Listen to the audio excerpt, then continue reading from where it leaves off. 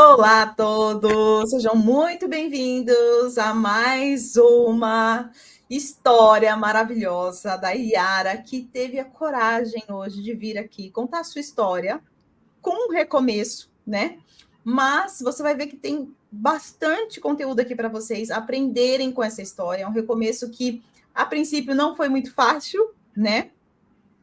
Nós vamos abordar aqui o tema principal desse recomeço, que é essa linha editorial, que é o relacionamento tóxico. Vamos falar aqui também, infelizmente, que teve até nessa história. Então, realmente é uma história que você precisa ficar até o final. A gente sempre vai fazer aquele roteiro de você entender um pouco o contexto, da onde ela vem, quem é a Yara, e depois, né, logo depois, ela vai contar um pouco da sua história, como iniciou e qual foi o recomeço dela. Cada mulher tem um recomeço, e é isso que eu quero mostrar para vocês. Não tem o melhor recomeço, não tem o recomeço certo, não tem o recomeço fácil, muitas vezes, mas tem recomeços, e isso é muito importante. Não importa, então, para você, mulher que está assistindo essa entrevista, não sei em que momento você está, é importante você saber e ter essa esperança, né? Que existe um recomeço. E esse é o lema também da She Rise, que é onde a esperança desperta, a mudança começa. Então, o objetivo também dessas entrevistas é despertar em você essa esperança, se você está ouvindo essa entrevista hoje e não tem esperança.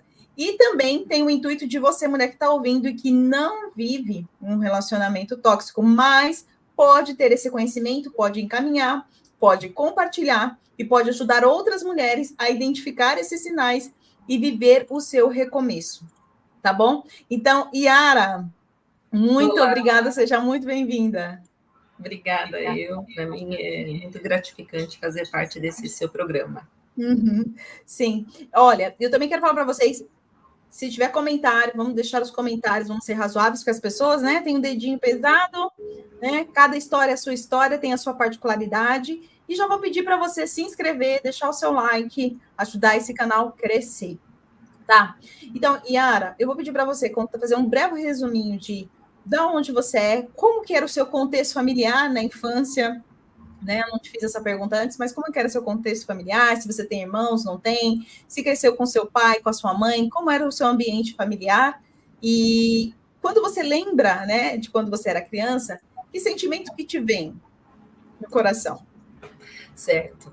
Eu sou uma mulher de 42 anos, né? Sou viúva, tenho uma filha de 9 anos, sou de São Paulo, capital, Brasil, né? Eu cresci num lar muito acolhedor. Eu tenho duas irmãs, eu sou a do meio. Os meus pais foram casados até a minha idade de 25 anos. Nesse mesmo ano em que eu faço 25, meu pai faleceu, né? A estrutura da minha família é uma estrutura bem coesa, né? Tinha alguns altos e baixos. Meu pai é de descendência nordestina, né? Ele era nordestino, ele era muito austero. A minha mãe paulista, sempre estudou bastante, nos orientou a estudar, né? Eu e as minhas irmãs. Então, era um lar tipicamente brasileiro ali, dentro das suas particularidades ali, né? É isso.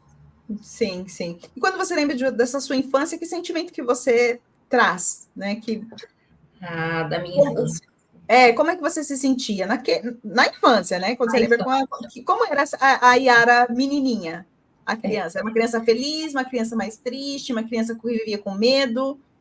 Eu era uma criança muito criativa. Eu ainda sou uma pessoa muito criativa. Eu era muito inventiva. Eu era uma criança extrovertida, alegre, feliz, animada. Eu inventava coisas. Eu estava sempre criando cenários. Eu era bastante imaginativa, uma criança com muita paz, assim, tranquila. Um pouco exigida, né? Meu pai, ele tinha um comportamento de comparação ali entre os filhos, era um cenáriozinho pesado, então eu tinha uma certa pressão de agradar, né? Quando eu era criança. Eu era muito pressionada a verificar o tempo todo se eu estava fazendo o que ele esperava, se eu estava sendo da forma com que ele queria. Ele tinha esse modelo, né? Uhum, sim, então, de uma certa forma, criava em você uma necessidade de aprovação. Você começou a gerar uma necessidade de ser aprovada pelo seu pai, Sim, correto? sim. Eu, hoje em dia, posso atribuir com clareza que era muito mais da minha questão de auto-amor, né? Mas na infância eu tinha dificuldade disso. Então, assim, eu sempre me via excluidinha ali, excluída do. Não era querida do pai, não era querida da mãe, não era querida no colégio. Eu sempre eu caminhei com essa sensação sempre de que eu não pertencia, né? E que tinha que me esforçar muito para ser aceita, né? Uhum, sim, Foi sempre assim. sim. E a sua autoestima, então? Como é que foi? Como é que você foi desenvolvendo a sua autoestima a partir disso? Já começando mais grandinha, começando a crescer, pré-adolescência, como é que foi? É muito engraçado falar sobre isso, porque eu já sempre enxerguei uma dualidade. Eu Uhum, sempre gostei de quem eu sou, só que ao mesmo tempo eu tinha uma obsessão que me aprovasse. Então uhum, eu já via que alguma coisa era meio desestabilizada, mas não sabia, né? Não tinha clareza, não tinha aprofundamento. Então, assim, eu sempre fui uma adolescente assim que eu tenho que ser assim, eu tenho que ser aceita, eu tenho que ser. Então, isso já me fazia ter uma certa dificuldade ali, né? De me uhum. consolidar como eu já era insegura, né? Sim, sim, é muito interessante isso, esse tema insegurança. E aqui, ó, você colocou, né, que a gente segue um roteirinho, né, de entrevista. Você me escreveu aqui uma coisa muito interessante que acho que já para a gente quebrar um pouco do mito que tem sobre essa questão do relacionamento tóxico, né, que você escreveu aqui, ó, sempre tive condições boas para minha faixa etária, estudei em bons colégios, tive uma vida muito boa sempre, então uma vida estável. Então, às vezes a pessoa pensa, né, que é um dos mitos é que o relacionamento tóxico está com pessoas que não têm condição financeira, que não têm educação, que não têm cultura e que, no seu caso, não. Isso já se diz logo aqui, né? Então, me fala um pouquinho sobre isso. Eu vou falar de um ponto de vista bastante pessoal. Eu acho que todas as pessoas, de uma certa maneira, têm uma toxicidade, Uhum, tá? E a depender do seu estado, né, emocional, como mulher, como pessoa, como ser humano, e você se relacionar com uma pessoa que tem alguma questão desse tipo, uhum, você pode piorar a situação ou melhorar. Então, assim, eu acho que é permissível você viver a relação tóxica e você vai tendo sinais, tá? sim. Então, Mas isso não tem nada a ver com essa questão. Você teve estudo, você estudou em bons colégios, né? perfeito, não tem nada a ver, não tem associação a isso. Uhum, Às vezes, e muito recentemente, muito pelo contrário, a gente tem visto pessoas com muitas condições, né, até famosos, enfim, que vivem um relacionamento tóxico, né, que vivem em uhum, relações pesadas ali para poder serem aceitas, né. Então, assim, sim. acho que não tem relação. Uhum, Acredito que possa vir a ter uma dependência, né? Aí você uhum, acaba e aí vai para uma outra coisa, né? Que aí você uhum, fica dependente emocional e financeiro sobre aquela uhum. pessoa. Sim, e conta aqui pra gente como é que foi antes de entrar no seu relacionamento, que nós vamos falar especificamente. é, Como é que foi os seus primeiros relacionamentos? Porque ele não foi o primeiro, né? Não foi o seu Não, não primeiro foi. namorado, né? Então, Não, como não é que foi. foi esses primeiros relacionamentos aqui, de modo geral? É, eu não fui uma pessoa de muitos relacionamentos, até hoje não sou, né? Não acho pejorativo nem nada, é só sempre fui meio romantizada, romantizava muito tudo, emocionada, como diz aqui. O meu primeiro relacionamento duradouro, eu já dava sinais ali de dependência emocional, né? Eu enxergo que eu sempre busquei homens com um padrão parecido, né? De dominação, de opinião, que são padrões muito similares com o do meu pai. Então, assim, eu sempre fui uma mulher que buscava ali aquele tipo de personalidade, aquela personalidade austera, que o cara decide para onde a gente vai, o que a gente vai fazer e tal. Então, assim, o meu primeiro namorado, ele era essa pessoa. Apesar de tão novo, ele tinha essa característica, né? E eu era uma pessoa muito livre até então. Livre, discordava, mas para eu não contrariá-lo, eu entrei num modelo, né, de subserviência ali, né? Não, olha, para eu poder ter, eu receber o que eu espero, né? E eu tinha muito aquela coisa de criação, né? De que tem que casar, tem que ter filhos, né? Eu era uma mulher a minha ambição ali era essa, muito limitada, né? Eu não imaginava que eu queria ser uma executiva, de eu ter um trabalho, não, eu queria ser uma mulher casada, padrãozona ali, né? Isso era muito intrínseco em mim. Então você já observou que os seus relacionamentos anteriores já tinham essa característica mais de homens mais autoritários e que você tinha uma posição mais de como você falou, qual a palavra? Subserviência, né? De servir ali, de se submeter a. Mas eu observo que o meu primeiro namorado, ele não tinha uma característica de toxicidade, tá? Ele, posso dizer até que ele era um pouco egocêntrico, achava que era melhor que os outros tinham, ele tem essa personalidade, mas ele não era uma pessoa tóxica, ele não em alguns lugares, sim, tá? Ele tinha uma restrição de quais pessoas eu podia andar, quais amigos eu podia sair. Só que o que acontece é o seguinte, é muito engraçado isso, eu vim observar no decorrer da vida. Eu tinha que ter um contraponto. Eu nunca me pus. E isso foi criando uma coisa muito maior. Né? Sim. Então, o que você está querendo dizer aqui para eles entenderem ele tinha essa característica, mas como você também não se posicionava, não colocava a sua personalidade ali, então isso começava a crescer. Crescer. É isso aí, perfeito. Tá bem, tá, entendi. Então, vamos falar agora, então, do seu relacionamento. Como é que você conheceu? Eu frequentava um grupo de jovens católicos, eu era bastante católica nessa época, crescida numa família evangélica, já estava ali contrariando a maioria, mas eu fiz amizade com um rapaz muito católico, eu havia terminado o namoro com esse outro rapaz, era noivado, né? E aí eu conheci o Aurélio numa quermesse de igreja. Ele era muito bonito, um homem muito bonito, chamava muita atenção no meio da multidão. Eu lembro que eu até brinquei com uma amiga assim, mas é para mim mesmo que ele está olhando. E era. Dali para frente a gente começou a namorar, já um namoro meio conturbado, né? Com características estranhas ali. Como é que é? Dá um exemplo para nós.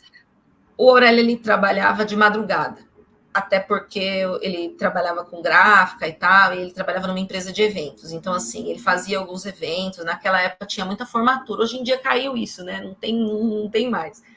Ele fazia muitas formaturas e ele trabalhava de madrugada. Eu só encontrava o Aurélio de noite. Eu ia encontrar o Aurélio. O início do nosso encontro era às 20, 21. O início do nosso encontro. Eu encontrava ele 22 horas e tal, e tinham questões na casa dele, né?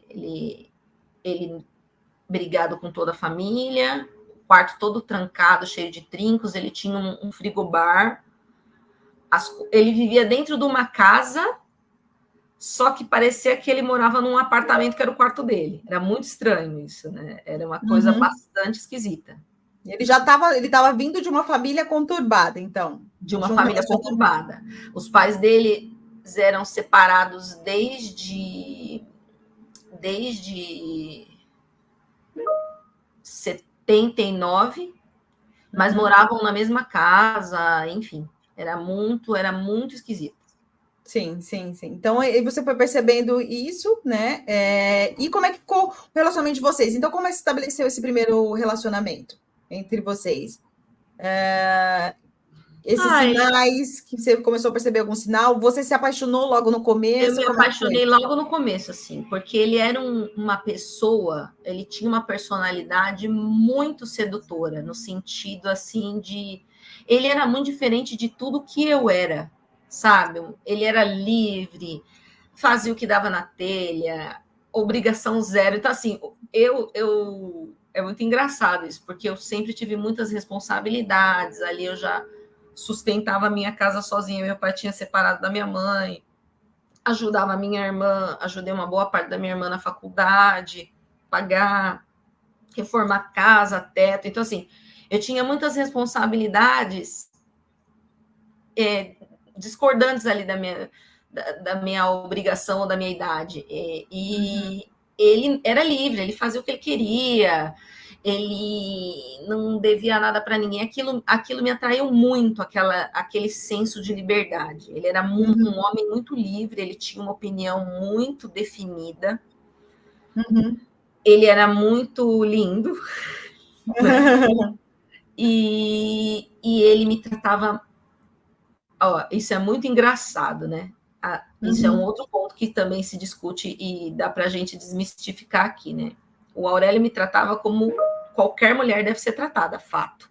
Isso é um Ah, ponto. é? No E é. princípio era assim, ele te tratava muitíssimo bem. Não, ele me tratava bem, só bem. Ah, E sim. como eu não tinha conseguido pessoas, um relacionamento assim, eu coloquei num patamar muito maior do que era a educação básica que ele tinha que ter, ele tinha que me admirar, ele tinha que me respeitar, tinha que me elogiar, né? E isso é muito normal, mas o que acontece na maioria dos casos, que foi o meu, eu achei aquele incrível. E ele fazia o que era normal, né? Então, Uhum. isso já é um ponto de que a pessoa que tem questões com a própria estima, né, com a autoestima, ela já engrandece coisa que não está fazendo mais que obrigação, sabe assim? Sim, sei, Então, consigo perceber. ele tinha esse ponto, né, Uhum. Te tratar de bem e você admirava isso. isso, eu achava incrível, assim, ele gostava do meu trabalho, ele me achava inteligente, ele achava incrível que eu era tão desenvolta no trabalho, e ele falava bastante sobre isso, né? E é muito interessante falar também isso. Nessa altura, como é que você estava financeiramente, na sua carreira, com formação? Como é que você estava? Eu conheci o Aurélio, eu já estava fazendo a segunda pós-graduação, Uhum. concluindo a segunda pós-graduação, e fiz um MBA para poder fazer licenciatura do ensino superior. Eu dava aula na Unip, eu tinha 3 empregos. E super ocupada, assim. Ele também tinha a rotina dele, então a gente foi se encaixando ali, né? Eu Sim, vendia coisas, trabalhava na Unip e trabalhava em telecom. sim. E quando é que começou a ficar agressivo? Quando é que esse tratamento normal começou a mudar? Ele sempre foi uma pessoa agressiva, em qualquer contexto. O que eu quero dizer?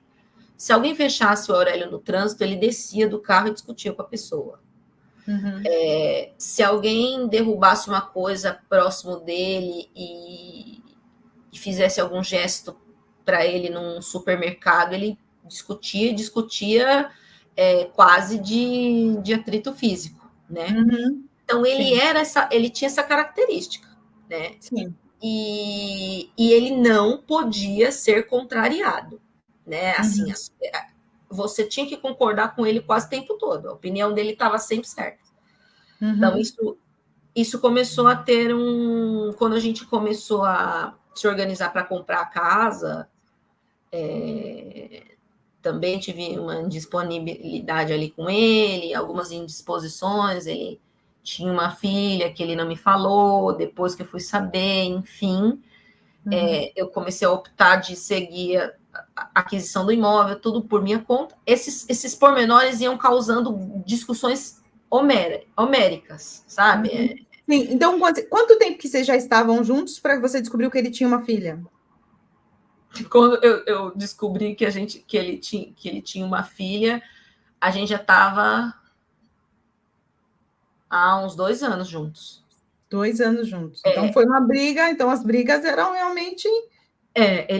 Acontece o seguinte, quando eu o conheci, ele falou que ele tinha uma filha de 3 anos. Então eu sabia que ele tinha uma filha, só, assim, solta pelo não tenho contato, não convivo, só pago pensão. Ponto. Era um namoro que eu não tinha visibilidade, nada, a vida era dele. Quando o nosso namoro começou a ficar sério, eu soube que a criança tinha acabado de nascer. Então, assim, isso daí eu cheguei a terminar. A conta não estava batendo. A conta não estava batendo. Tinha uma criancinha pequena, e aí a mãe da menina depois entrou, disse que ele estava comigo, estava com ela. Então, assim, aí a coisa começou a ficar muito caótica, né? Sim. Então, o relacionamento começou a aparecer complicações. Ele começou, você via que ele era agressivo com as coisas, que as coisas tinham que ser da vontade dele, de repente aparece uma filha que com a idade. E essa de 3 anos? Então, não existia, era essa. Ele não tinha de 3. Ele mentiu que a criança já era grandinha, só que, na verdade, a criança era nenenzinha, tinha acabado de nascer. Sim. E aí eu separei dele nessa vez. Aí minha mãe, ai, filha, minha mãe interviu. Vai ver que ele precisou mentir, nanana, porque todo mundo já gostava muito dele. Todo mundo, Aurélio todo mundo já conhecia o Aurélio. Então ele já era muito influente ali na minha família. Todo mundo, vamos tentar entender. E aí eu comecei a ajudá-lo a entender. Ele não pagava pensão direito, eu fui ajudar ele em questões financeiras. Eu sempre ajudei o Aurélio em questões financeiras, sempre. Então ele também se foi descobrindo que ele era irresponsável financeiramente. Muito ele ganhava, ele trabalhava, mas o dinheiro ia embora. Sempre. E aí você começou a ajudá-lo. Sim, o carro dele, quando a gente se conheceu, ele tinha dívidas no carro, para manutenção. Eu não tinha. Aurélio nunca tinha dinheiro para nada, para ir num cinema, nada, nunca. Sempre fui eu que paguei, sempre. Sim, no cinema ele nunca chegou a pagar. E não. Hoje, gente, porque agora eu vou fazer aquele momento da intervenção, porque tem que dar um pause, porque aqui nessa hora é a hora que a pessoa ouve e fala assim: então o que você estava fazendo com ele, minha filha? Não é? Eu gostava dele. Sim, exato. Eu gosto muito de parar e falar assim: olha, quem ouve uma história e não tem conexão emocional, é muito fácil falar. Não tem conexão emocional, tá, é óbvio, então separa, né? Tá aqui, ó, aparecendo várias complicações, ele já tá demonstrando que ele é agressivo, mas você gostava dele. E me mostrou que ele parece que ele tinha uma personalidade muito assim envolvente. Então, para as pessoas para fora. Então, nessa fase, eu acho que é muito interessante falar isso, porque nessa fase ele estava mostrando como realmente ele era e como ele geria a vida dele, mas para fora ele é aquela pessoa atraente que te encantou. Sim, e tem um ponto muito importante que eu acho que vale ressaltar. Minha mãe conheceu meu pai, ele tinha 19 anos. E meu pai também não tinha nada, dinheiro, nem nada, né? E a minha mãe já trabalhava. Minha mãe é 2 anos mais velha que meu pai e tal, já trabalhava num banco e tal, já era telefonista. E aí, a minha mãe falava uma coisa que, se você não entende corretamente a mensagem, você dá uma errada aí, que é: mas ele é um moço trabalhador, ele tem potencial, e às vezes você fica ali naquela fotografia de que, tipo, olha, se eu insistir, se eu investir na pessoa, a pessoa vai dar uma resposta. E às vezes você não tem limite nessa dinâmica. Sim. E eu não tive limite. Aurélio foi curso que ele ia fazer, eu ajudava ele a estudar, ele estudava no Senai do Brás, ele dormia na minha casa para poder chegar cedo. Então, assim, ele respondia a um esforço, mas ele tinha gaps, entendeu? Então, assim, quando você está dentro do relacionamento, você não avalia as coisas só pelo mal. Então, você vê ele se esforçando, fazendo curso, mas, assim, sempre comigo tendo que ali insistir, não, agora você tem que fazer isso, agora você tem que fazer aquilo, agora você... Então, e que se hoje a gente for conversar ali, não, mas ele sempre foi capaz. era justamente isso que me fazia ficar. Então, assim, se as pessoas hoje em dia falam assim, mas não foi só você que, porque se ele não quisesse ir fazer o curso, se ele não quisesse estudar, ele não tinha ido mais. A gente ter que ficar insistindo e subsidiando isso já é o erro. Né? A pessoa tem que querer sozinha progredir, né? Sim. Então você começou ali a tentar ajudá-lo e nesse momento você já estava muito envolvida, já o amava, já estava pensando em realizar o sonho da sua vida, que era casar, né? Como a gente falou, né? Posteriormente. E ele era carinhoso nesse momento com você, nessa fase, mesmo com todos esses sinais, a relação, como é que era? Sempre, o Aurélio sempre foi carinhoso, assim, eu nunca tive esse tipo de problema com ele. Se eu falar, eu tô mentindo, tá? Só no episódio que ele estava ali estressado e discutindo naquela situação, não. Mas ele sempre foi carinhoso. Alguns momentos bastante agressivo, né? Sim. E explica em que altura foi isso que ele começou a ficar agressivo fisicamente? Nós já éramos casados, né? Nós já éramos casados. Então, antes de chegar nisso, então você chegou a comprar casa? Eu cheguei a comprar casa, foi muito difícil, porque nada agradava o gosto do Aurélio. Lugar, a casa, modelo, tudo. Até que a gente encontrou uma que agradasse ele, e aí eu fechei negócio, e a gente começou a reforma da casa. E você pagando 100%? Chegamos no momento da compra da casa, a mãe dele até interviu, nossa, mas você vai comprar a casa sozinha, você não acha um absurdo? Eu acho. A Aurélia vai vender o carro dele? Ele quieto estava, quieto ficou, o investimento que ele teria que fazer era vender o carro. Ah, mas ele vai ficar com qual carro? Olha, eu tenho um carro. Então vamos vender o seu. Então, assim, era vender o meu carro, o meu dinheiro, a minha entrada, a filha que apareceu aleatória, que eu não tinha. Então, assim, eu não achei justo, porque eu trabalhava desde os 16 anos. Era muita entrega minha e a parte dele zero. Aí eu falei assim, olha, esse primeiro imóvel eu vou comprar sozinho. Acho que a gente está no começo, né? Vou comprar sozinho, a gente vê mais para frente, quando a gente estiver bem estabilizado, serve até de investimento. Aí a gente compra um segundo, nós dois, quando a gente tiver já uma solidez no nosso casamento. Sim. Então, tá. E aí vocês casaram e... Isso já tinha 4 anos, tá? Para ninguém pensar que foi da... Então, eu conheci a Aurélia em 2009 e eu me casei com a Aurélia em 2014. Então, realmente teve tempo para você conhecer e ele ir se mostrando quem ele era, mas ali você já estava envolvida, pelo que você estava falando, então era um plano a ser executado, porque às vezes tem isso, né? Você se apaixona e mesmo que tem muitos sinais ali, como você falou no começo, teve muitos sinais, mas ali estava num plano e você também o amava. E quando ele começou a ficar agressivo, antes de você falar do agressivo, eu queria também perguntar se tem algumas outras coisas que na psicologia, a gente fala de comorbidades, no caso de bebida, álcool, droga, jogo. Isso também, isso muda o humor, e isso é importante a gente falar aqui, eu estou perguntando isso, porque às vezes a pessoa fala assim, ele é uma pessoa maravilhosa, se ele não bebesse. Ele era uma pessoa maravilhosa, se ele não jogasse. Uma pessoa maravilhosa, se ele não usasse droga, né? E só que é a mesma questão que a gente estava conversando antes. Ser bom até que, se já não é 100%, já não é bom, né? Então, às vezes, a pessoa fica dando também essas desculpas, né? Sim. Aurélio nunca teve problema com bebida, não. Bastante pontual, tá? Não posso dizer. Com drogas também não.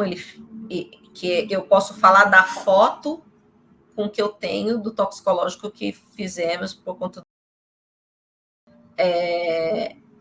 agora, ele era uma pessoa muito alterada, né? Só que todos os amigos sempre disseram que ele nunca, né? Que ele sim foi careta e tal. Então, quando você diz alterado, então a gente poderia pensar que ele tinha problemas de personalidade mesmo. Tinha alguma questão de personalidade ali. Um outro ponto o Aurélio era viciado em tunar carro, em tuning de carro. Mas como ele era viciado. Então, assim, toda hora tinha uma dívida, o Aurélio tinha uma dívida significativa com questões do carro dele. Sempre.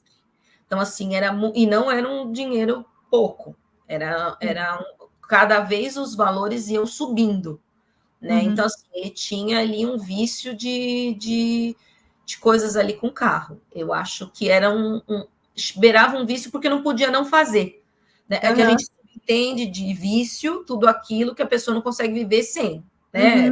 Recorte aí, nada científico, só Sim. do... Exato. E ele era assim, não tenho condições financeiras, não vou comprar, não consigo, né? E a coisa foi se intensificando quando a gente se casa e eu comecei a parar de subsidiar financeiramente esses vícios dele, porque o que acontece? As obrigações dele eram baixas dentro de casa, tá? Coisas bem simples, né?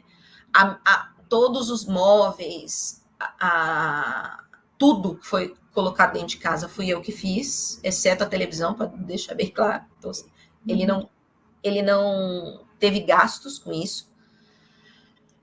Então, ele começou a ter uma pressão, porque eu caso, passa um tempo, eu fiquei grávida, ele queria muito ter um filho, porque ele estava sem o convívio da filha, ele teve uma briga muito grande com a mãe da menina, e aí ele parou de frequentar a casa da menina por escolha dele. Eu insisti bastante para que ele não tomasse essa decisão drástica, mas foi escolha dele. Ele já estava assim, naquela época ele estava extremamente alterado. Eu não vou expressar aqui minha opinião de quem estava certo, de quem não estava, porque acho que tem questões de ambos os lados. Mas ele fez a escolha dele de não ver mais a filha, e isso afetou muito ele emocionalmente. E aí ele passou vamos ter um filho, vamos ter um filho. E eu me coloco aí, né, com a minha meia-culpa de que, bom, então vamos. Então, eu também coloco a meia-culpa de que, vamos resolver, então, um pouco da sua dor fazendo isso, mas um filho não substitui o outro, isso é um fato, né, é inegável. Então, eu também faço a meia-culpa ali de ceder a pressão, né? Mas eu sempre quis ter filhos, então também fazia parte dos meus objetivos ali. Sim, então, quando é que ele realmente começou a ficar insustentável a agressividade? O primeiro episódio que ele ficou bastante agressivo foi nas vésperas de eu ter de eu ter a Karina. Ele me agrediu, a gente teve uma discussão muito severa, e uma discussão por um motivo torpe. Ele falou que iria resolver umas coisas, que eu podia fazer meu cabelo e tal, me deixou no shopping, para quando estivesse pronto, eu ligar para ele me buscar. E aí eu desci na farmácia e falei assim, já vou ligar, porque faltava uma pessoa para eu passar num caixa, e já ia até ele chegar de onde ele estava. Aí ele atendeu o telefone e falou assim, não é verdade, você não está aqui. Mas espera aí, você não... Eu tô na porta e você não está aqui. E nisso trava-se uma discussão, eu, na véspera de ganhar a Karina, corri desesperada, eu não sou seu empregado, eu não vou esperar você. E aí, nesse episódio, ele me agrediu fisicamente, né? Eu fiquei muito atordoada com essa situação. Ele passou de todos os limites, mas eu estava sob pressão, não queria ter a criança sozinha. Eu, no desespero ali na madrugada, escrevi uma cartinha, coloquei no meio das minhas coisas para minhas irmãs ficarem com a criança. Eu estava achando que eu ia morrer, eu fiquei bem atordoada. Sim, isso mexeu tanto emocionalmente com você, porque também os hormônios ali para nascer já era níveis. Mas então, nesse processo, ele já estava muito agressivo verbalmente, então, para você. Verbalmente, assim. Só que era uma pessoa muito complexa. Porque num dia ele discutia, e no outro, na hora, por exemplo, da gente pegar a mala e ir para a maternidade, era outro cara. Olha, nosso grande dia chegou, tá tudo bem, eu tô com você. A hora que ele pegou a menina, assim, então... Como se nada tivesse acontecido. E aí, como é que você gosta daquela pessoa? É um fato. Uhum. E que na hora que a pessoa é boa, ela é muito boa, assim, você não consegue achar um problema. Você não vê um problema. Você está dentro da... A minha concunhada da época, ela falou uma coisa que é verdade. Ela, na época eu não compreendi, hoje em dia eu entendo. Ela falou assim, ambos estavam doentes, Uhum. do ponto de vista emocional, né? Uhum. Eu de me submeter e não ver e ser permissiva a tantas questões desse gênero, eu não enxergar problema nesse... Ninguém pode quase te socar num dia, no outro dia tratar numa boa. Isso não dá para se manter, né?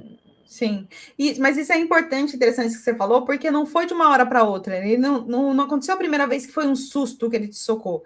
Emocionalmente, você já estava. E as mulheres precisam perceber que você já foi agredida, com certeza teve momentos que você já teve essa agressão verbal e que ele ficou bom, e é como se fosse algo que fosse amolando, que fosse amolecendo, e que você vai permitindo, né? E também tem uma outra questão. Que você depois, quando a pessoa fica boa, né? Tipo, tá naquela personalidade agressiva, depois muda, é tão dolorido e tão intenso o anterior que você sabe que se você tiver que contrapor, vai dar outra briga. Então, Vai. as Aí você mulheres começa. evitam ao máximo chegar naquele outro ponto de novo. Então, ela começa, ai, vamos aproveitar, vou deixar. Quando nós namorávamos e nós compramos um carro junto, que a gente vende o meu e compra um carro junto. Uhum. E aí o carro estragou e a gente estava aqui na Ípica, na Marginal, Pinheiros, em alta velocidade. E ele queria muito um dinheiro para consertar o carro lá do lugar que tinha estragado. Estava andando, mas tinha que ter um conserto. E eu discutindo com ele, ó, eu já te dei um dinheiro, eu já te dei um dinheiro. Ele puxou o freio de mão na Marginal. Não tem guarda-rei, não tem parada, nada. Ele puxou no meio postou. Bom, então, já que eu vou descer desse carro. Ele desceu por tudo que é de mais sagrado e saiu andando. Aí, os carros todos desviavam.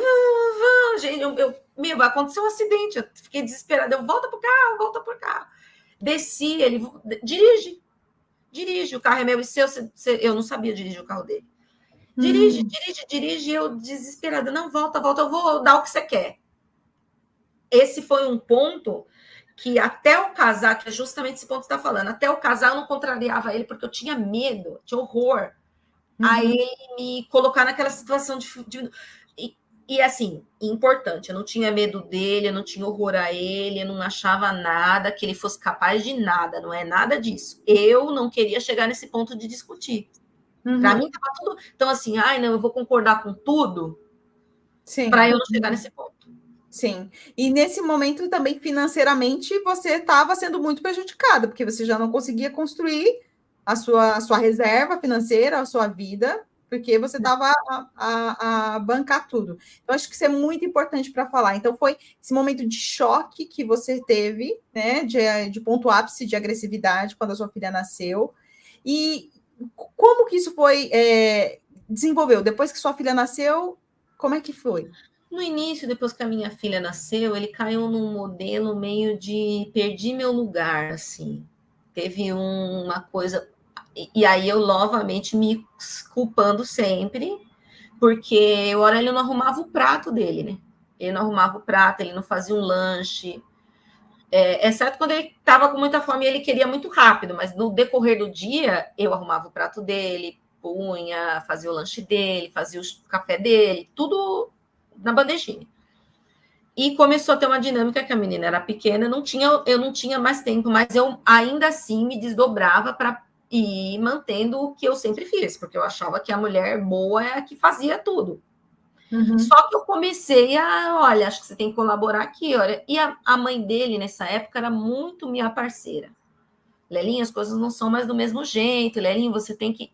E aí ele começou a se sentir mal, do tipo, tá todo mundo contra mim. Ele quase como uma criança mesmo, sabe? Assim, de tipo, agora cadê meu lugar? Aí, com o passar do tempo, a Karina foi ficando muito grudada com ele. E aí ele foi vendo o espaço dele, ele foi se sentindo parte. Foi um período até positivo. Ele ficava muitas vezes desempregado, sabe? Uhum. Ele tinha muitas questões. Aí, no último emprego, que até é o que ele falece, ele estava bem e tal, e só que ainda com essas intercorrências financeiras, e eu dei um basta. Ali a gente teve uma conversa bastante séria, que eu falei para ele, ó, não vai dar mais para você ficar fazendo essas aventuras E de como é eu. que você estava nessa situação? Você estava cansada? Tipo, puerpério, tendo que pegar tudo, fazendo vida Gente, financeira, você eu levando. ouço essas mulheres falarem desse negócio de pôr pele, tal, tal, tal. E eu acho até engraçado, porque tipo assim, eu achava que fazia parte. Então, assim, eu era um farrapo humano, eu achava que estava dentro. Uhum.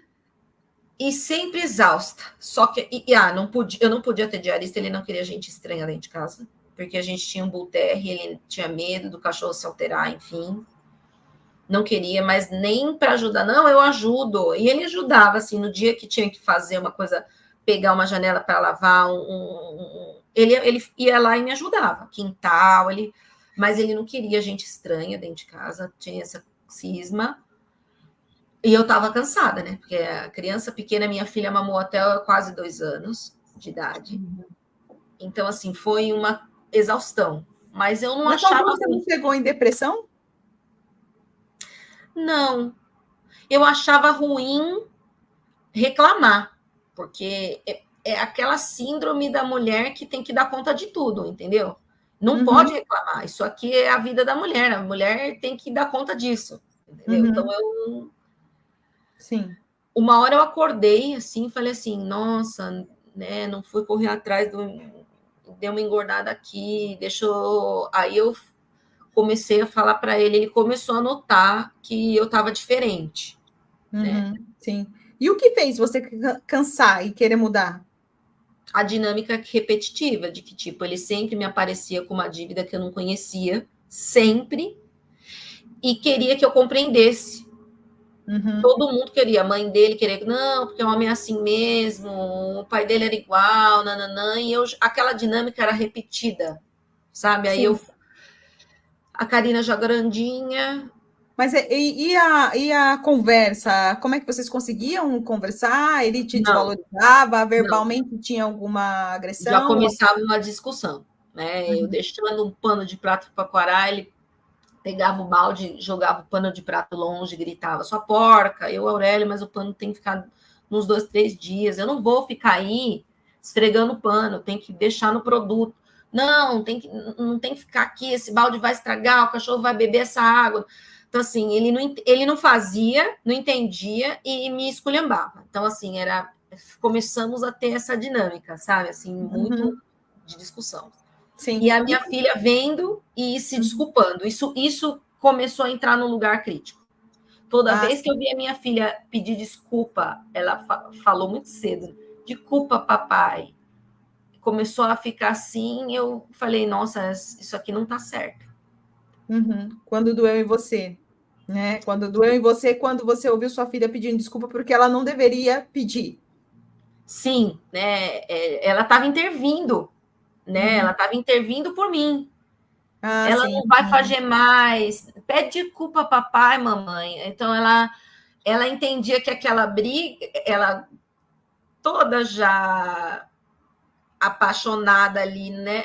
Então eu tinha que pedir, eu que tinha que pedir desculpa.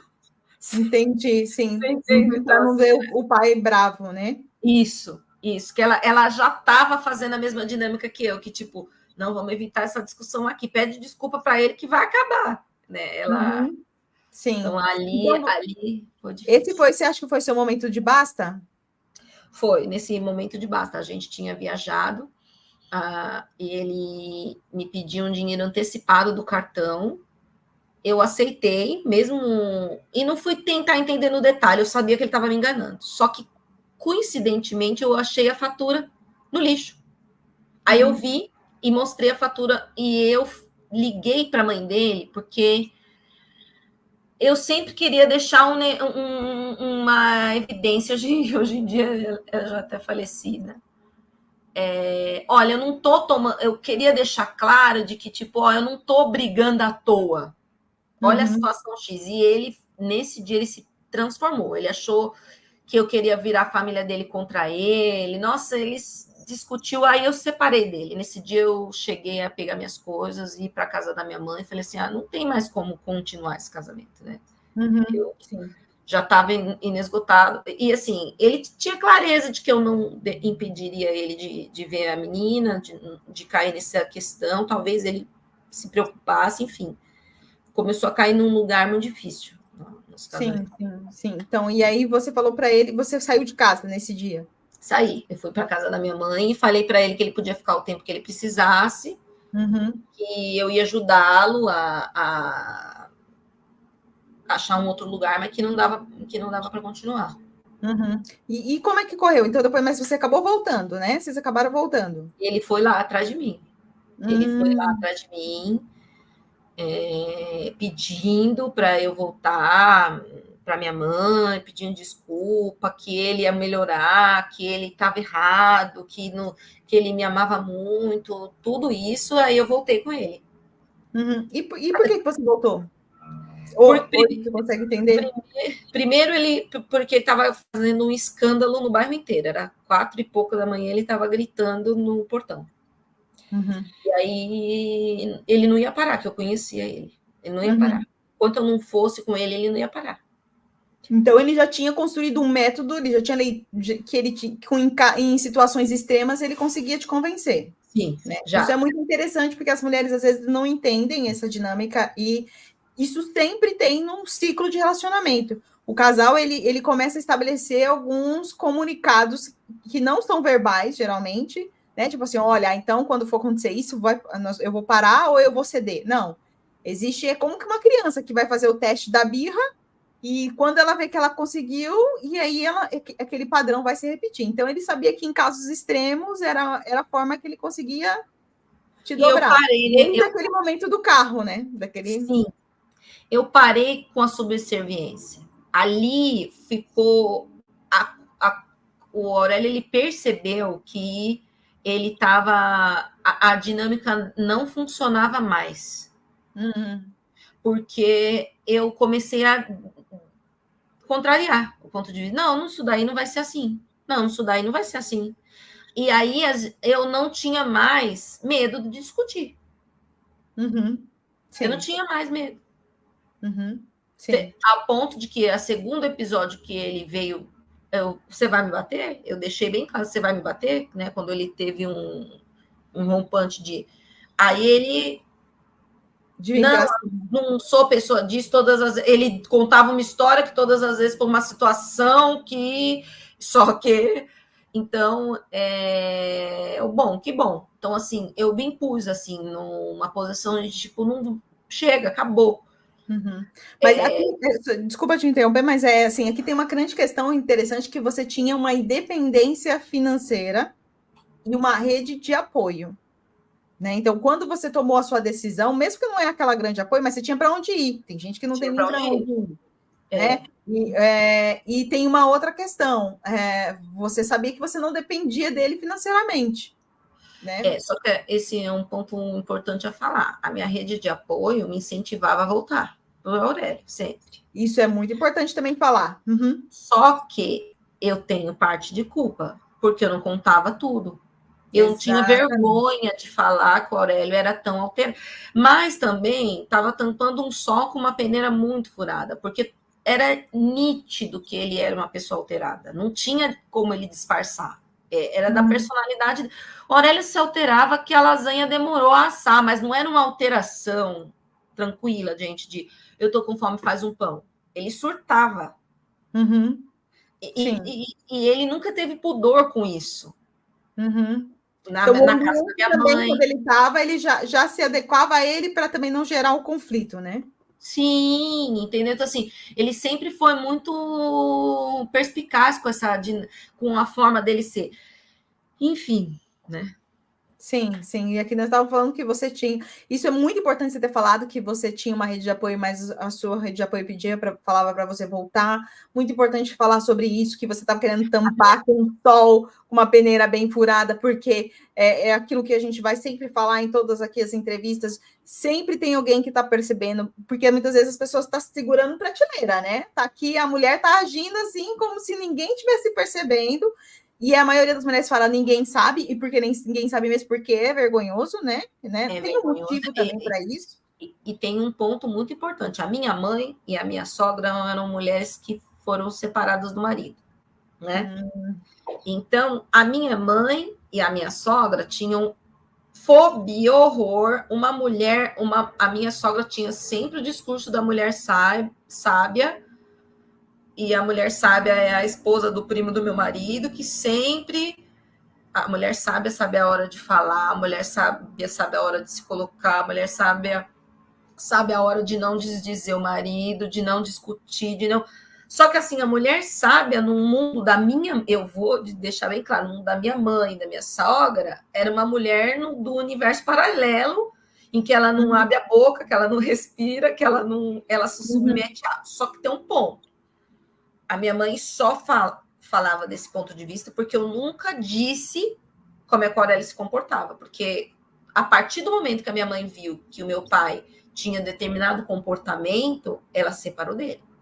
Então, é muito importante dizer isso. Então, assim, eu não tinha um apoio 100%, porque eu também não fui sincera ali, né? Sim, olha, a situação é X, né? sim, sim. E aí você voltou e como é que ficou?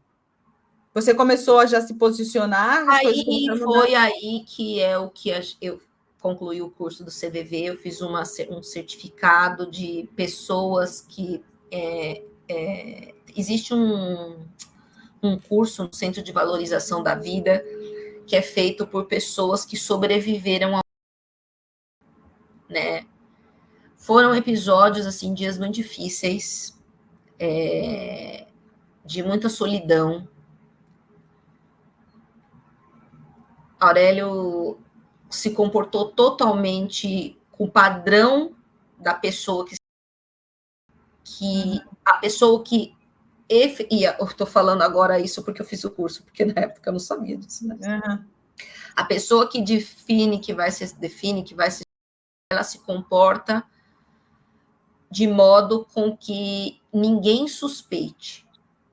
É aí que é o grande insight. Não é uma coisa 100% elaborada. Então, quer dizer que todo não, tá? Mas um grupo de homens na faixa de 42 anos, geralmente brancos. Então, assim, ele estava dentro de um range que tem frustrações de que, tipo, não se formou no que quis, não trabalha no que quer, não tem uma renda que gostaria. Ele estava dentro de um quadrante que servia para a questão dele. Então, ele vai fazer o quê? Ele vai parecer que superou. E foi o comportamento dele. 16 de julho de 2017 era a data do batismo do Aurélio na igreja que eu frequentava. Ele começou a ir todo domingo na igreja que eu frequentava, ele ia na minha mãe, ele deu banho na Karina 2 vezes, nunca tinha dado um banho. Deu um banho numa exceção, trocava uma fralda ou outra, raríssimo, a obrigação da Karina era minha, sempre foi, e para mim estava tudo bem, não estou reclamando aqui, não, eu deixei sempre assim e tudo bem, mas ele passou a ser colaborativo dentro de casa, né? Ele sempre foi, mas ele estava a mais pergunta, que é aquela postura da pessoa que você tem certeza que, nossa, que é a pessoa que pergunta se quer alguma coisa antes de você até pensar. Café na cama, tal, intimidade. Então, assim, ele entrou num modelo zero risco. Você acha que você está voando. Só que, ao mesmo, em paralelo a isso, ele teve um episódio de um desmaio estranho e um médico colocou ali que... Isso foi antes, tá? Antes dele começar esse padrão 100%, tá? Porque o padrão 100% de comportamento foi exatamente um mês antes dele falecer. Dia 19 de maio ele começou a se comportar dessa forma em 20 de junho ele... Mas antecedendo esse episódio, ele teve um desmaio, que ele estava com a mãe dele e a Karina estava em casa. Esse médico fala que ele estava com tendência... E ele foi levado ao médico por mim, pela mãe dele.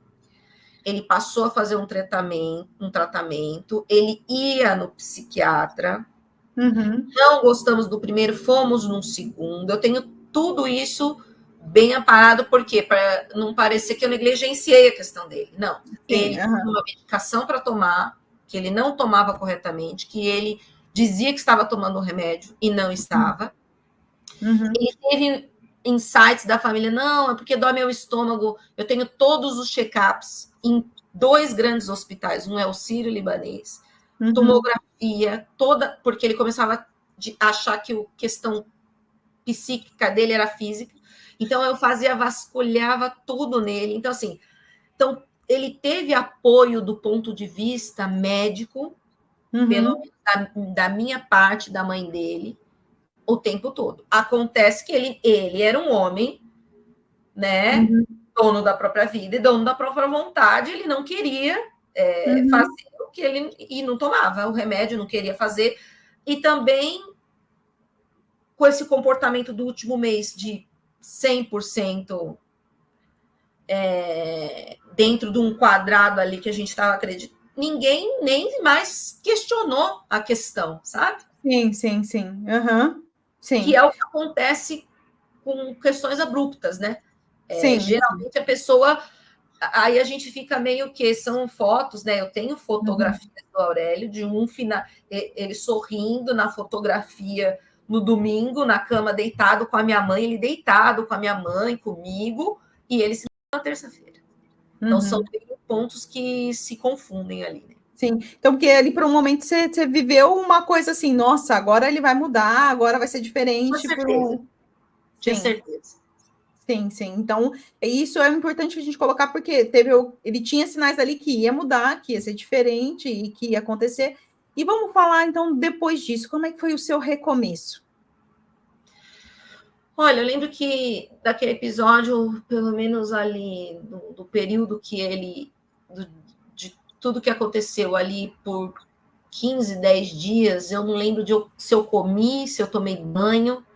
Eu tenho mini flashbacks de alguém me levando pelo braço, assim, no banheiro da minha mãe. Eu fiquei, assim, fora de órbita. Aí eu lembro que eu acordei e falei assim, nossa, eu preciso me mudar. Porque ele se em casa. Naquele dia, ninguém queria deixar eu sair, né? Porque imagine uma pessoa que estava acamada, 2 semanas, acordar e falar assim, vou pegar, dar a chave do carro que eu vou sair. Eu fui assim. E eu fiz exatamente o que o Aurélio me sugeriu. Porque o Aurélio falava muitas vezes a seguinte frase: se um dia me acontecer alguma coisa, e Aurélio dirigia em alta velocidade, 189 por hora, corria racha, você bota ele num quadrado de se um dia eu bater um carro, se um dia eu sofrer um acidente, se um dia...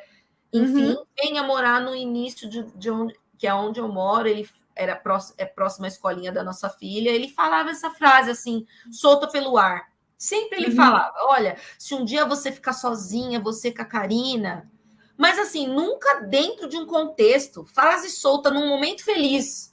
Olha, é um lugar bom, viu? Porque o metrô tá concluindo ali, que não sei o quê. Olha, se a gente for se mudar, vamos vir para cá.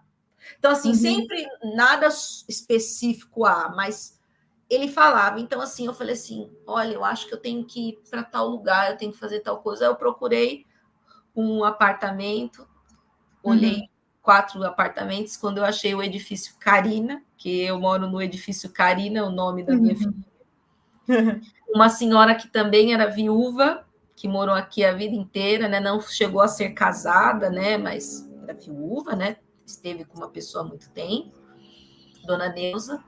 Ela pegou na minha mão e falou assim, olha, você vai ser muito feliz aqui. Eu hoje moro aqui. Olha só.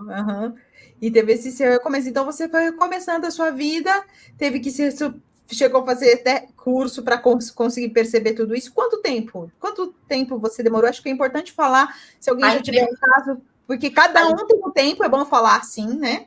a Não, empresa, a não é um empresa, parâmetro, mas não, cada um tem o seu tempo.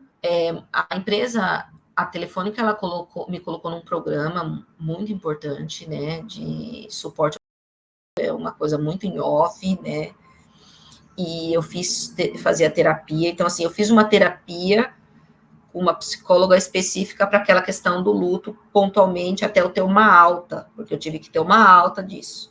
Depois eu fiz algumas rodadas de episódio para ver o quanto que a minha filha se lembrava da figura paterna ali, porque ela tinha 2 anos. Uhum. Então, ela também teve a alta dela. E logo aí a gente se retoma, né? Uhum. Eu reencontro você, né? Por conta de uma amiga que nós temos em comum. Uhum. E comecei a te acompanhar nas redes sociais, você colocando as coisas, e ali eu passo a fazer a terapia. Uhum. Eu considero que eu tive alta sobre essa questão do meu casamento no início deste ano. Então, Eu são só quantos anos? 7 anos. 7 anos. Uhum. Nossa, que absurdo. Olha, eu acredito super nas fases do luto, como as pessoas constroem, Uhum. aquilo é fato, eu passei por todas elas, só que eu passei em ordem distinta, que às vezes Uhum. as pessoas comentam sobre isso, eu inverti as ordens. Então, primeiro eu Uhum. fiz a negação, Uhum. né? Depois eu fiz a raiva, Uhum. depois, ali na pandemia, que eu comecei a ter ai, por que que tudo acabou? E é muito recente, somente graças à terapia, eu fui entender a minha parcela de culpa, né? Culpa. Entender a minha parcela de responsabilidade, que é a palavra correta, Uhum. dentro da Sim. situação. Porque até então eu lia só como culpa. Eu tinha Uhum. raiva, eu tinha dor, eu tive medo, eu quis colocar pessoas no lugar dele, eu quis voltar para trás, reencontrar o meu primeiro namorado, eu fiz de tudo. Falei assim, Uhum. não, tem que ter um jeito, tem que ter um jeito. Eu queria achar um jeito para uma dor que era muito minha, Uhum. de uma questão de autoestima muito séria, que eu Uhum. reconstruí o meu amor próprio através da terapia. Uhum. E é interessante essa questão de falar do recomeço, né? Porque o recomeço, ele, às vezes a gente pensa que recomeçar, ou até mesmo iniciar, né? É algo rápido, né? A gente não pensa nisso como uma coisa muito rápida, né? Ah, vamos recomeçar. Toda hora a gente acha que concluiu. A verdade é essa. Uhum. E eu acho que isso é muito. Você, obviamente, tem total propriedade para falar disso. A gente sempre acha que resolveu tudo, porque parece que é do ser humano querer se sentir superada, né? Uhum. As mulheres, principalmente. Então, assim, as Uhum. mulheres que aí ficam no quadrado de ser mãe solo e nananã, elas querem se mostrar para um mercado, né, para o universo. Não, superei. Então, eu tinha uma Uhum. obsessão por parecer que eu dei a volta por cima. Só que por dentro, eu estava podre de Uhum. dor, de frustração, Sim. de ver um sonho que era ser uma mulher, ser uma senhora, ter Uhum. ido para o Beleléu, sabe? E sempre parecer, não, mas foi melhor assim, não porque isso, porque aquilo, e na verdade eu estava sofrendo, eu não achava foi melhor nada. Uhum. Sim, exatamente, né? E é muito interessante, e com essa história profunda, maravilhosa, no sentido de uma mulher que conseguiu relatar essa história, que para vocês verem que não é fácil, né? Não é fácil relatar essa história, é um desafiador, é corajoso. Toda vez que a gente fala sobre isso, a gente volta na história. Não é qualquer mulher, tem muitas mulheres que me procuram e falam, Luciene, eu quero contar minha história. E fala, Luciene, olha, vou ter que parar porque falar ativou em mim gatilhos, escrever a minha história, me fez rever algumas coisas que eu vou ter que dar uma pausa. Não é um processo simples, né? Porque as pessoas pensam que é simples só porque passou, né? Só porque recomeçou.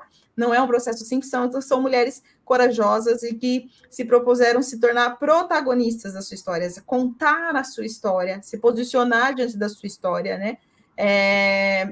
Apesar de todas as coisas. E mais eu gostaria de então que você pudesse falar aqui qual é o recado que você daria para as mulheres, mas direcionada para essas mulheres que talvez estão ouvindo hoje e estão pensando assim, nossa, eu também passo por isso.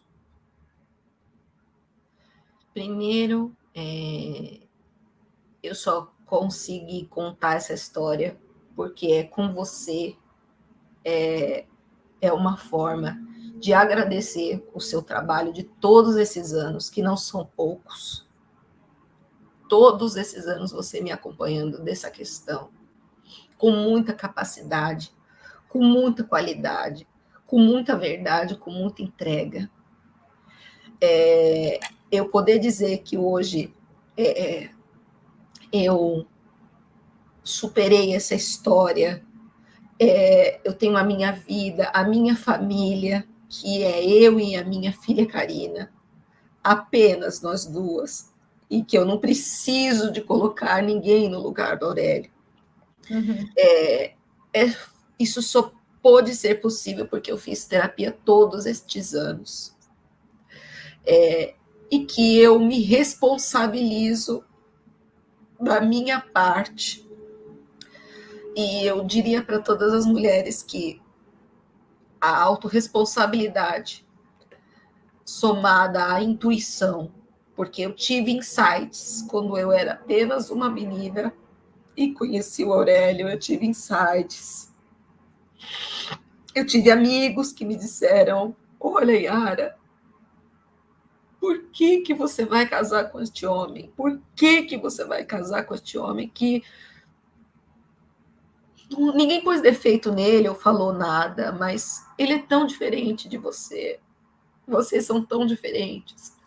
E eu, em virtude de uma ideia fixa, de uma criação retrógrada, em que as mulheres precisam ser casadas, precisam caber, elas precisam estar dentro de padrões, eu sobrepus os meus desejos, a minha capacidade intelectual, a minha profissão, que sempre foi bem sucedida, eu sempre fui capaz, sempre fui dinâmica, para caber numa ideia fixa da sociedade machista, que diz que a mulher tem que ser casada, tem que ter filho, tem que se submeter a... Né? Uhum. Então, vocês são autorresponsáveis pelas suas escolhas. Eu escolhi ser casada com o Aurélio. Se eu tivesse que escolher ser casada com o Aurélio para ter a minha filha Karina, eu faria tudo de novo. Cada uma das coisas que eu fiz, eu faria tudo de novo.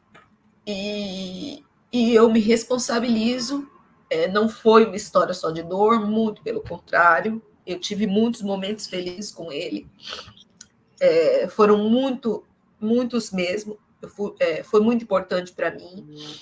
E eu me responsabilizo, eu me autorresponsabilizo por tudo que me aconteceu. Ninguém é culpado de nada. Se você está aí falando que a rotina é exaustiva, que o filho isso, que a casa isso, que você escolheu, é a sua rotina, respire, se organize, faça o que dá, para de polvar 1000 coisas como se fosse 1000 tentáculos, defina o que vai fazer, vá atrás e tenha uma psicóloga.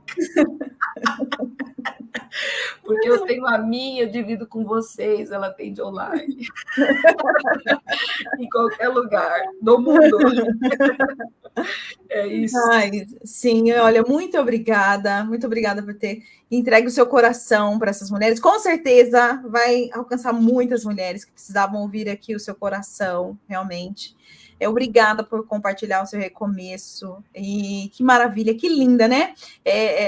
Vocês não sabem quanto que é poderoso ouvir ela falar assim: estou eu aqui com a minha família, né? Eu e a minha filha. Isso é muito poderoso. E realmente, né? Às vezes é muito comum a gente ver as mulheres falando assim, mas como é que eu vou ficar só eu sozinha, né? Com meus filhos, como é que eu vou criar? E fica nessa busca que ela precisa de um homem ou de alguém, né? E eu também quero... O risco de você fazer tudo de novo, né? Porque até que você entenda que a questão é com você, não é com ninguém, é muito grande. Então, assim, é muito risco. Então, assim, você precisa enxergar que a palavra autorresponsabilidade é a que mais se encaixa nisso, e que você porque você deita a cabeça no seu travesseiro todos os dias. E você sabe o que você fez, o que você deu conta, o que você não deu. Ninguém passa ileso disso. Uhum, e amanhã é outro dia. Então, você tem que fazer essa dinâmica aí, né? Até que a coisa aterrisse a ponto de você estar em paz consigo mesmo, 100%. Nasceu sozinho, vai dessa terra sozinho, né? E que é bom ter uma companhia, é bom fazer parte do entorno de alguém, é bom, é super bom, mas você se tem. Então, primeiro você tem que se ter, né? Sim, maravilhoso, maravilhoso isso que você falou. Agradeço imenso, gente. Então, um grande beijo. Vamos ficando por aqui. Deixe os seus comentários se você gostou. Manda uma mensagem para ela que ela vai ler os comentários depois, né, gente? Uma mensagem de força maravilhosa. Nós precisamos disso, nós precisamos nos apoiar umas às outras também, tá bom? Com certeza, com certeza. Obrigada. Um grande beijo, então, e até o próximo vídeo. Tchau. Tchau.